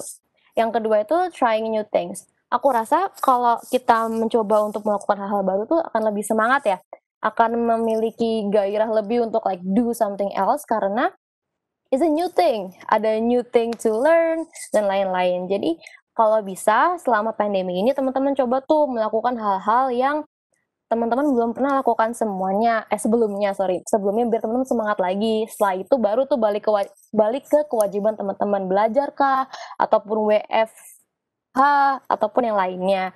Jadi hal-hal ini tuh adalah sebagai trigger pendorong bagi teman-teman biar semangat untuk melakukan kewajiban-kewajiban teman-teman di rumah gitu. New things. Kalau aku sendiri selama pandemi aku udah coba untuk memasak ataupun crafting, journaling yang sebelumnya aku belum pernah lakukan dan aku rasa itu benar-benar membantu mental health aku jadi lebih semangat untuk kerja. Walaupun aku ditolak beratusan kali sama company, aku jadi tetap semangat karena aku punya aktivitas lainnya gitu. Yang ketiga adalah active mind. Ini juga nyambung sih yang kedua. Mungkin kalau teman-teman belum terbiasa untuk membaca, you have to try to read karena buku itu membaca itu akan gimana ya? Akan membantu your mind to be active. Kalau teman-teman tuh biasa untuk membaca dan lain-lain, kamu tuh akan lebih aktif pikirannya, lebih kritis dan lebih bisa mengetahui dunia luar. Jadi aku sarankan teman-teman untuk membaca. Mungkin aku juga baru nyobain ini setelah pandemi dan itu benar-benar very relaxing karena kamu tuh nulis apapun itu dan kamu bener nggak upload di social media, jadi you do it for yourself. Kamu tuh nulis diary, kamu tuh nulis apapun itu yang ada di hati kamu tuh emang buat kamu sendiri dan itu sangatlah melegakan teman-teman. Karena nggak ada yang baca, jadi kamu nggak harus jadi orang lain, kamu nggak harus mencoba untuk mengimpress orang lain because you do it for yourself. Itu relaxing banget untuk journaling. Yang kedua bisa yoga juga di rumah. Aku biasanya kalau yoga ataupun zumba itu emang based on YouTube. Nah itu banyak banget video di YouTube gitu. Yang ketiga ada create art, apapun itu, pokoknya bisa buat dari koran bekas lah, kertas bekas lah, anything that you can make di rumah. Dan yang keempat ini nyambung sih ke journaling, yaitu write your thoughts. Bisa banget teman-teman nulis apapun itu yang teman-teman pun di Microsoft Word dan lain-lain. Tapi kalau aku sendiri lebih lega aja kalau nulis tangan ya, lebih relaxing, lebih authentic. Tapi balik lagi tuh semua depends on your preference gitu. Oke, next. Nah, pokoknya intinya stay at home and stay creative. Dan aku rasa teman-teman ada 3 hal yang penting banget untuk diingat. So you have to know when to stop, when to pause, and when to keep going. Teman-teman tuh harus tahu nih kapan sih teman-teman tuh butuh untuk berhenti sejenak, untuk refleksi, untuk untuk evaluasi diri. Jangan terlalu memaksakan diri harus produktif, harus A, B, C, D. No, you have to know when to stop atau when to pause. Karena kamu tuh bukan robot, you're a human being, so you have to know when to rest, okay? Dan jangan jadikan orang lain menjadi indikator kesuksesan ataupun indikator keproduktifan. Karena sekali lagi, kita nggak tahu apa sih yang sebenarnya terjadi di kehidupan mereka. Gitu. So never compare balik lagi. Dan juga tapi seperti tadi aku bilang, you have to know when to keep going. Jangan sampai kamu terlalu seneng nih postnya, to relax. Jadi kamu lupa untuk balik lagi, untuk mengerjakan kewajiban-kewajiban teman-teman. No. So you have to know when to balik lagi ke kewajiban. Jadi emang intinya tuh how to be balance sih teman-teman harus tahu nih, kapan kita harus A, harus B, harus C. Dan itu bukanlah sebuah proses yang instan, sekali lagi itu sebuah proses yang cukup lama.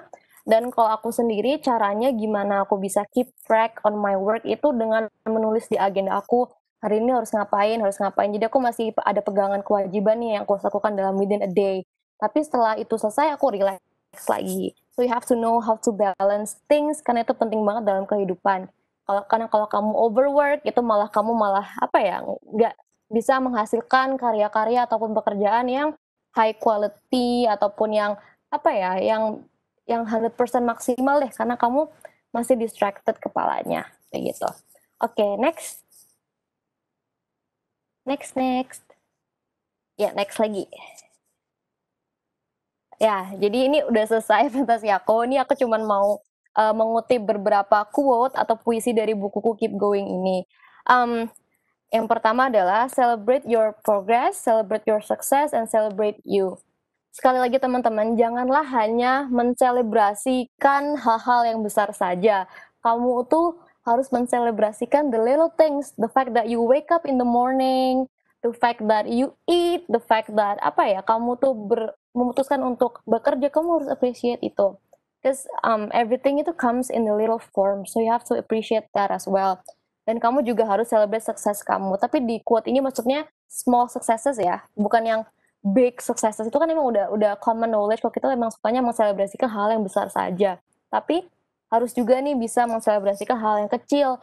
Contohnya kalau nanti lagi skripsian, jangan cuma selebrasi pas kamu sidang, tapi juga selebrasi pas kamu selesai bab 1, bab 3. Karena semua itu proses, karena semua ini akan lead up to the big things.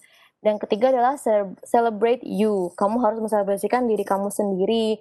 Kamu tuh gimana, apa yang kamu suka, you just have to celebrate yourself. Kamu tuh harus apresiasi diri kamu sendiri.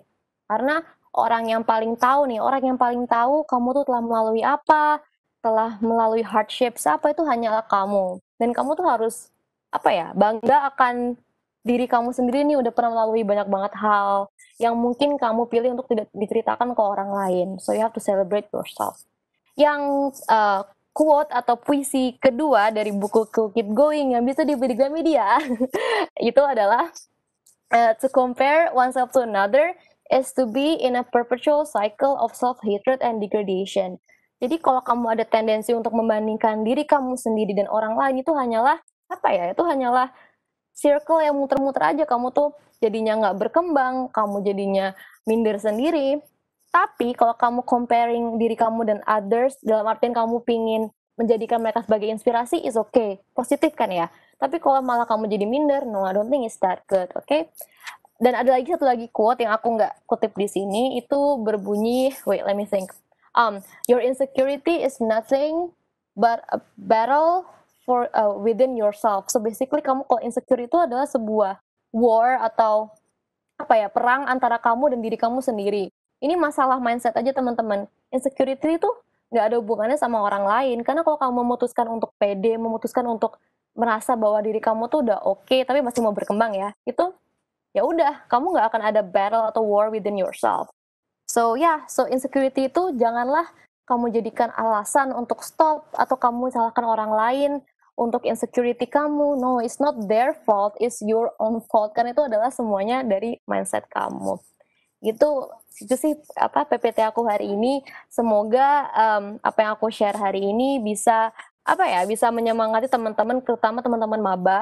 Karena memang gimana teman-teman ya, aku pas maba itu ketemu teman-teman baru, my first friends selama masa-masa PPSMB, dan juga mengalami banyak hal baru selama maba. Dan I'm very sorry teman-teman nggak bisa mengalami itu.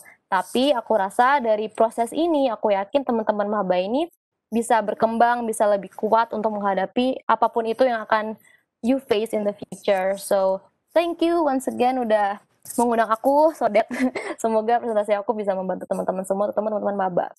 Terima kasih.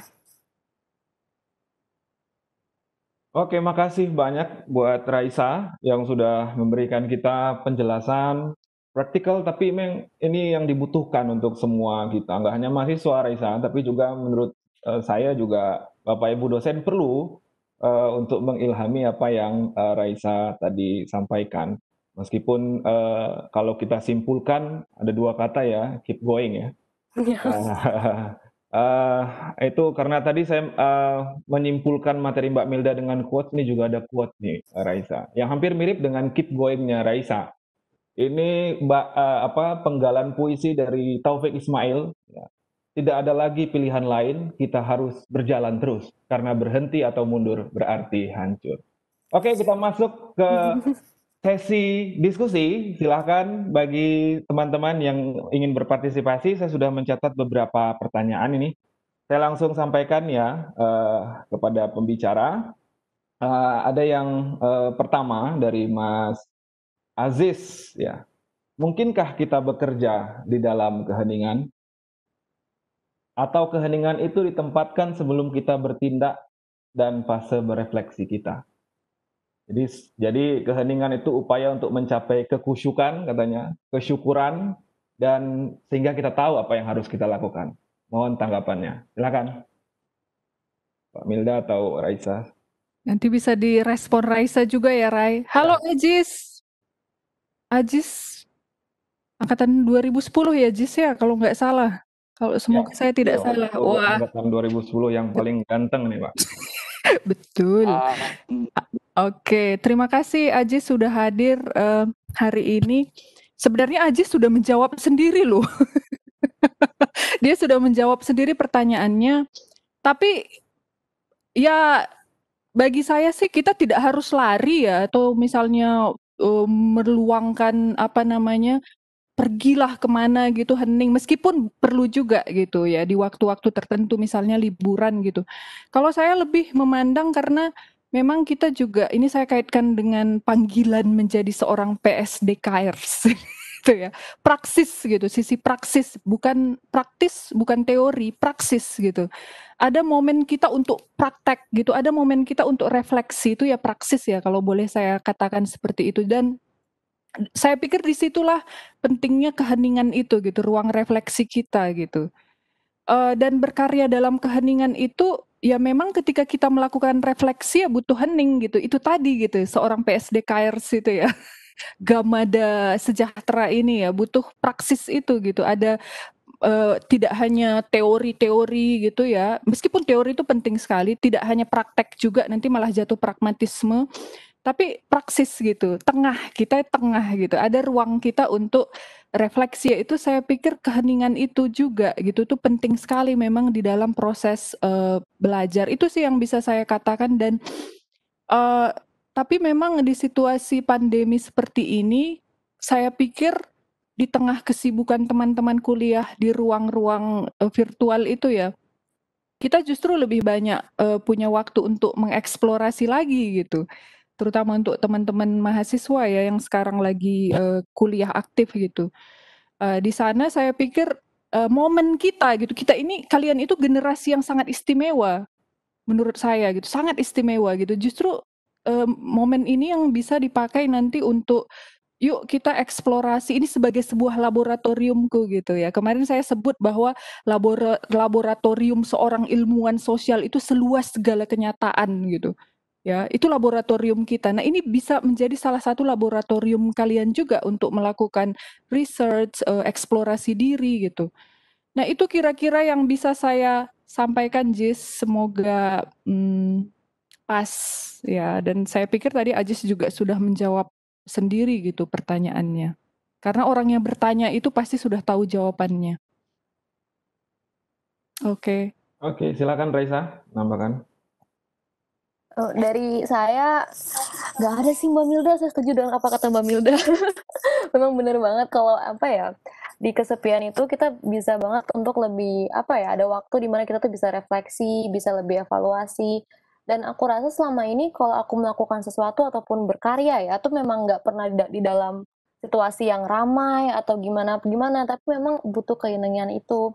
Dan di masa pandemi ini mungkin banyak sekali waktu atau banyak sekali momen yang membuat kita merasa down.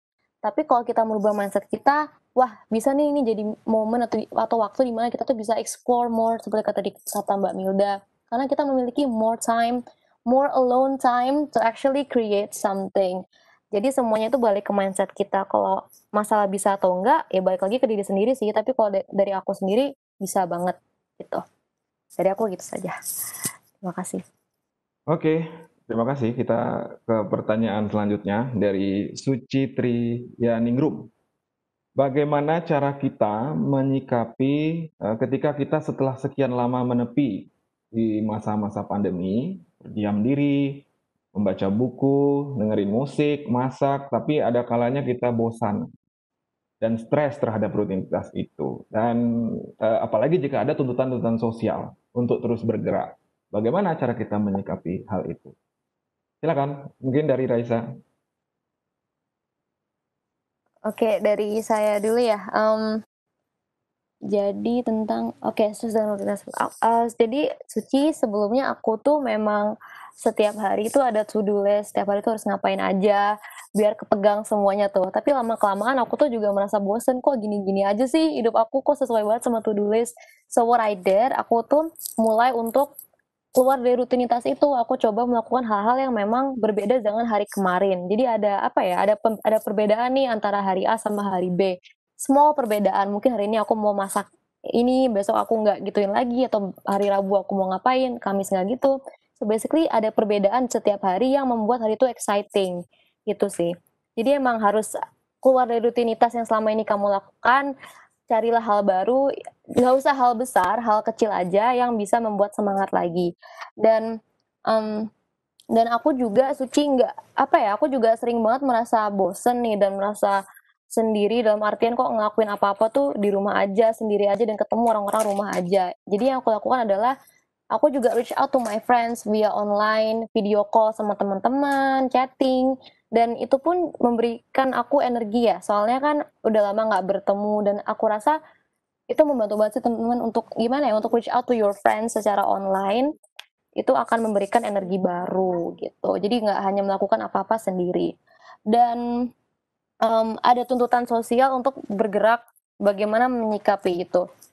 Sebetulnya itu bukan tuntutan sosial ya, gimana ya, aku tuh definisinya mungkin tuh tuntutan kalau kamu lagi tergantung sama kamu tuh lagi apa sekarang. Kalau kamu lagi kerja ya tuntutan kamu untuk bekerja, kalau kamu lagi kuliah ya emang kamu harus kuliah. Itu bukanlah merupakan tuntutan sosial menurut aku, tapi tuntutan untuk diri kamu sendiri untuk mencapai apapun itu yang ingin kamu raih, gitu sih. Dan kalau kamu nggak ada pressure itu untuk ngelakuin A, B, C, kamu takutnya jadi terlalu lost, jadinya nggak ngapa-ngapain gitu kan ya.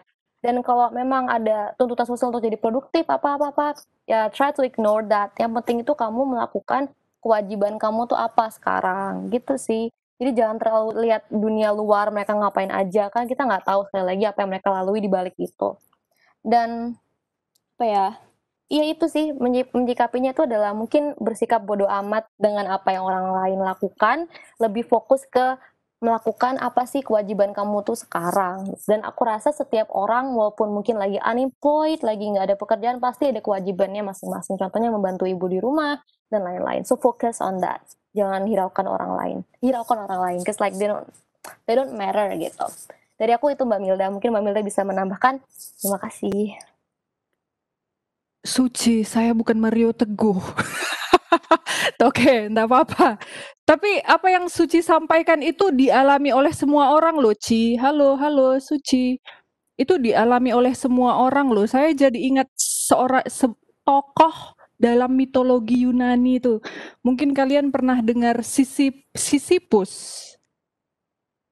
Dia ingin menunjukkan bahwa hidup ini sebenarnya absurd, perjuangan gitu ya. Jadi seperti Sisyphus, dia akan membawa batu besar ya, dia selalu bawa ke atas ke sebuah ke bukit ya yang sangat-sangat menanjak gitu.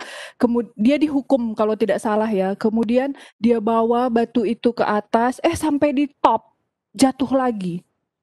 Dia harus turun lagi ke bawah, bawa lagi terus gitu. Jatuh lagi dan tokoh ini selalu dipakai oleh memang tokoh-tokoh eksistensialis untuk menjelaskan betapa kehidupan manusia itu seperti itu dan mau tidak mau kita harus memang menghidupi itu gitu loh, Ci. Jadi jangan khawatir sih, Ci. Saya juga, semua juga mengalami itu gitu. Tidak ada orang yang selalu ada di top gitu seperti Sisyphus itu ya. Hidup itu memang begitu gitu. Nah, tetapi yang membedakan kita mungkin dengan orang yang belum awake gitu ya. Kita udah punya triknya nih gitu ya, Ci. Kalau saya sih coba untuk berdistansi dulu, Ci. Berdistansi itu nggak harus pergi ke hutan rimba, nanti malah ketemu Simba di sana kan gawat ya. Atau pergi ke gunung kemana gitu ya enggak gitu. Seperti yang saya katakan tadi, praktis sekali. Suci bisa memanfaatkan waktu misal ke kamar dulu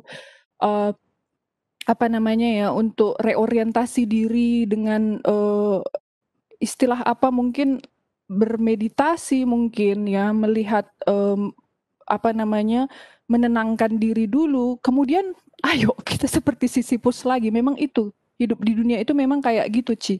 Ketika kita punya kesadaran bahwa hidup kita seperti Sisyphus itu, ya saya pikir kita bisa menerima kondisi kita. Akan ada masanya memang kita apa sih ini semua gitu ya, bosan banget sih ngerjain ini terus gitu kan. Ada gitu, Ci. Tapi triknya itu tadi gitu. Triknya itu kembali ke dirimu gitu. Kembali ke your internal peace, interior peace gitu. Kita punya ruang di dalam diri kita. Kalau saya sih, Ci, pengalamannya triknya kayak gitu loh. Kalau misalnya marah atau apa gitu, balik ke pernafasan gitu. Saya lihat pernafasan saya amati gitu pergerakan nafas saya, itu malah membuat saya kembali awake gitu. Apa sih gitu? Aku kembali ke diriku gitu. Itu kira-kira, Ci, semoga membantu ya. Tapi tetap semangat loh, Suci. Semangat. Terima kasih. Ya, silakan teman-teman yang ingin berpartisipasi dalam diskusi dengan Mbak Milda dan Raisa. Kesempatan yang langka nih sebenarnya. Saya ucapkan juga terima kasih nih tadi kepada Mas Anif ya tadi ya. Iya, saya sepakat sekali nih, saya mau merespon. Mindfulness memang betul, Mas. Saya juga belakangan memang suka membaca beberapa ya literatur dari mindfulness itu, tapi memang kan meskipun pada akhirnya mindfulness ini katanya banyak dipakai juga di perusahaan-perusahaan untuk mencetak orang supaya tetap produktif gitu ya dengan pekerjaannya seperti itu, banyak kritikan juga memang kalau kita lihat dari sisi itu gitu. Tapi untuk diri kita sendiri memang penting gitu, hidup di hari ini, detik ini, sadar hari ini gitu. Ya tentu tanpa mengabaikan tujuan kita ke depan ya, tapi itu penting sekali untuk kesehatan mental, itu sih kira-kira. Kemudian ini saya disapa oleh kakak ya. Halo kakak. Kakak ini saya lupa angkatan tahun berapa, terima kasih sudah hadir di sini. Terima kasih. Udah angkatan lawas itu, Mbak. Iya, teman-teman ada, saya mau menyapa juga, ini ada beberapa teman, ada Nia juga yang hadir ya. Kalau tidak salah tadi, oke. Terima kasih. Halo. Mbak Milda dengar suara? Iya, saya dengar. Oke. Ini ada tambahan pertanyaan dari Janius Tabuni. Bagaimana reaksi dan pendapat kita terhadap pandangan bahwa sikap, saya pikir tradisionalisme dapat memperlambat perkembangan dan perubahan sosial? Ya, Mbak. Silakan, Mbak. Halo Janius. Wah, ini berat sekali nih Janius. Ini berat sekali ya pertanyaannya. Sikap tradisionalisme dapat memperlambat perkembangan dan perubahan sosial.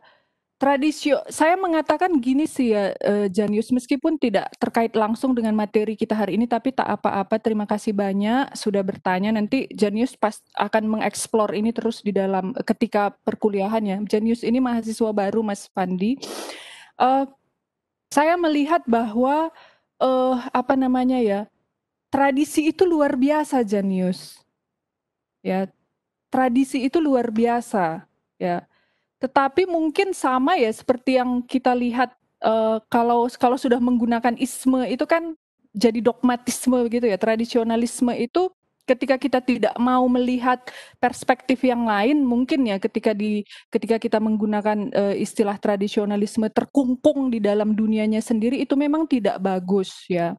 Tapi bukan berarti tradisi, ini harus dibedakan tradisi dan tradisionalisme. Yang harus kita pertahankan itu tradisi, tidak jatuh pada tradisionalisme gitu. Nah, semoga terjawab. Betul, karena pada akhirnya isme itu tadi gitu ya. Isme itu membuat kita nggak kritis, kita hanya percaya dengan kacamata kuda gitu. Hanya satu perspektif. Saya kira kemarin sudah kita singgung bagaimana sih berpikir kritis itu kan bisa melihat macam-macam perspektif, kemudian baru meletakkan posisi kita di mana.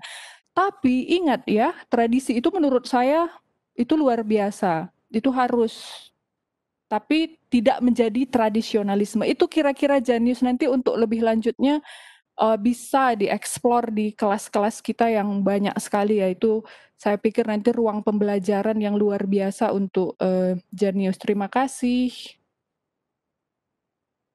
Oke, pertanyaan selanjutnya, bagaimana dengan toxic positivity? Itu sih pertanyaannya. Wow, productivity, ayo produktif gitu ya. Kita kan untuk ayo Positivity, Mbak. produktif gitu. Tapi kan toxic positivity itu kan salah satunya mendorong orang kalau tidak salah, ayo produktif, ayo keren, semangat gitu ya, menjadi berprestasi gitu. Kalau nggak salah seperti itu ya Mbak Ri, Kak Sari, toxic positivity ya. Justru kalau kita menggunakan esensi dari yang saya sampaikan tadi ya, silence dan solitude itu justru itu memang ruang kita untuk mengheningkan diri gitu. Pasif dalam artian yang tidak ikut selebrasi yang menjadi norms gitu, ya. Penting sebenarnya memang produktivitas, tapi saya pikir justru ketika orang selalu didorong untuk produktif dong, semangat dong, ayo kamu harus berprestasi, justru itu malah membuat kita terhambat atau membuat kita mengalami ill being gitu, bukan well being lagi gitu. Itu yang terjadi saya pikir sekarang terutama di generasi muda gitu ya. Menurut pengamatan saya gitu loh. Karena terlalu banyak jargon-jargon yang produktivitas, itu saya pikir toxic positivity ya, produktivitas, berprestasi, harus keren, harus menunjukkan ke dunia bahwa aku itu luar biasa gitu. Tapi kalau saya menggunakan konsep kontemplatif dari keheningan dan kesendirian tadi, justru itu yang mau diolah gitu, ya, mau dinetralkan gitu, bahwa kembali ke diri sendiri, ke ruang internal sendiri. Itu yang bisa saya sampaikan. Kak Sari, terima kasih banyak. Mungkin Raisa ingin menambahkan. Ya, terima kasih Mbak Milda. Untuk pertanyaan ini ya, kalau saya mendengar terma toxic positivity itu pasti membayangkan kata-kata semangat atau kata-kata yang meremehkan emosi orang yang bisa dikatakan negatif. Contohnya, oh nggak apa-apa, kamu nggak usah sedih karena bla bla bla bla, ataupun it's okay, everything will get better, bla bla bla bla. Dan aku rasa kita tuh gimana bisa menghadapi ini tuh, you have to know that every feeling that you feel is valid. Jadi apapun perasaan yang kamu rasakan itu valid. Jadi kalau aku mendengar kata ini tuh pasti inget dengan emotion sama perasaan kita. Karena selama ini aku tahu toxic positive itu tuh lebih ke arah gimana ya? Kita tuh nggak boleh sedih, kita tuh harus selalu semangat. Jadi bagaikan sisi humanis kita yang mungkin kayak sedih ataupun down itu tidak boleh gitu loh. Kita harus selalu happy and it's not okay. Jadi bagaimana cara menghadapi ini? Kamu tuh harus mikir atau Mbak Sari harus selalu berpikir bahwa apapun yang Mbak Sari rasakan itu nggak apa-apa. Kalau lagi sedih ya sedih, feel that. Kalau lagi rasa pingin sendiri ya udah pingin sendiri. Jangan terlalu ikut dengan definisi orang lain akan perasaan ataupun apa itu yang benar gitu. Dan aku rasa kalau kita semua sudah menerapkan mindset ini bahwa every feeling that you feel is valid, kita juga bisa banget juga menerapkan ini ke orang lain. Jadi kalau ada orang yang sedih malah bilang jangan nangis, it's okay, let them cry. Biarkanlah mereka nangis dan merasakan emosi mereka dulu. Dan aku rasa mereka juga pasti tahu kok kapan untuk bangkit lagi, because it's their choice. Jadi jangan pernah menjudge orang akan emotion mereka atau bagaimana reaksi mereka akan suatu masalah. Karena sekali lagi cara orang menghandle masalah tuh beda-beda. So if you want to make a change about this, ya udah kita coba terapkan ke diri sendiri dulu. Lalu jika sudah memahami, lakukanlah itu ke orang lain saat orang lain tuh curhat ataupun gimana. Terapkan bahwa every feeling you feel is valid, tapi dengan catatan kalau bersedih jangan terlalu sedih jadi lupa untuk bangkit, ataupun terlalu senang jadi terlalu overwhelmed, over the top, jadinya apa ya, apapun diiyain. So sekali lagi you have to know that kita tuh harus balance dalam hidup gitu. So two things to remember, you have to be balanced, dan juga sekali lagi every feeling that you feel is valid.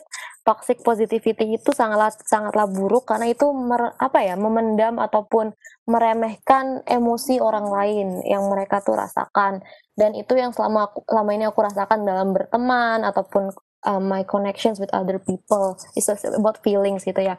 Dan tadi kata Mbak Milda juga benar banget, kata-kata seperti kamu selalu harus semangat, kamu selalu harus produktif. No, kalau kamu merasa kamu tuh butuh pause dulu, butuh berhenti dulu, is okay.